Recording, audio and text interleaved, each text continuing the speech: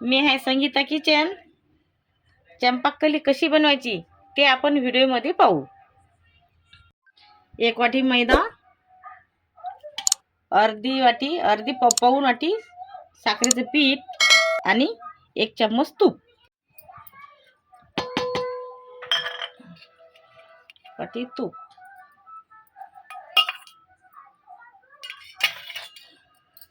आता आपण हे मळून घेऊया मैद्यामध्ये. व्यवस्थित मळून घेतलं की आपली चंपाकली खुसखुशीत चांगली बनते, खुसखुशीत बनते. मैद्याचा कोणताही पदार्थ तूप टाकल्यानंतर त्याचा खस्ता कसा बनतो तशी बनते चंपाकली खुसखुशीत. थोडं थोडं पाणी टाकायचं. हा जास्त घट्ट पण बनायचं नाही आहे आणि जास्त पतला पण नाही बनायचा. घट्ट उंडा बनवायचा याचा.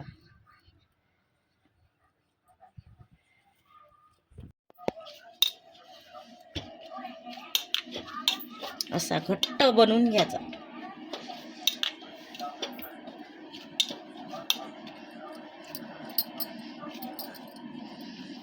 आता आपण याला 15 ते 20 मिनिटं साईडला ठेवूया. आता आपले 20 मिनिटं पूर्ण झालेले आहेत. आता आपण यांना पुन्हा याला चोळून घेऊ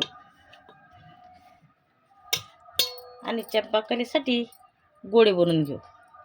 आपल्याला पुरीच्या साईजची चंपाकली बनवायची आहे.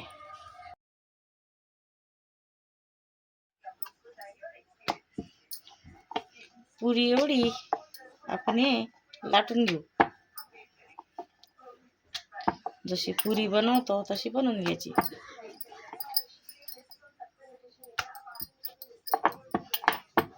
एक रेषा पाडून घेऊया. इकडून साईडनं कट नाही झाल्या पाहिजे, साईडनं व्यवस्थित राहू द्यायच्या. अशा रेषा पाडून घेऊन घ्यायच्या पूर्ण.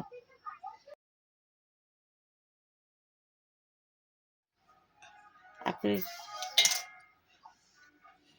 आता हे हलक्या हातानं आपण साईडनं अशा हे करत घेऊ, जमा करत घेऊ.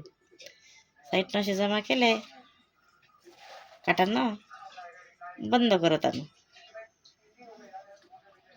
पहा किती छान दिसते ना. पूर्ण चंपाकल्या अशा बनवून घेऊ. तेल आपण गरम करून घेऊ. तेल तापल्यानंतर कमी आचेवर चंपाकल्या आपण तळून घेणार आहोत. आहे आपण आता चंपाकली काढूया. अगदी मग आचेवर काढायचा आहे, नाहीतर मग अंदरचे लेयर्स कच्च्या राहतात आणि वरच्या होऊन जातील. आपण जर मग आचेवर केलं पा दिसतात ना, छान दिसतात ना. पा कसे झाले फुल्ले फुल्ले मस्त दिसतात ना, भारी.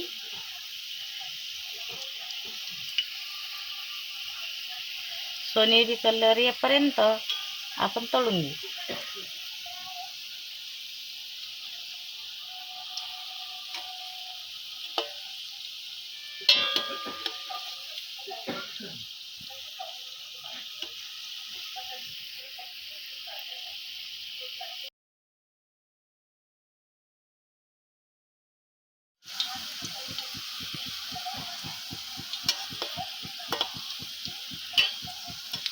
आता पूर्ण चंपाकल्या तळून झालेल्या आहेत. आता याच्यावर आपण साखरेची पीठ टाकायचं आहे.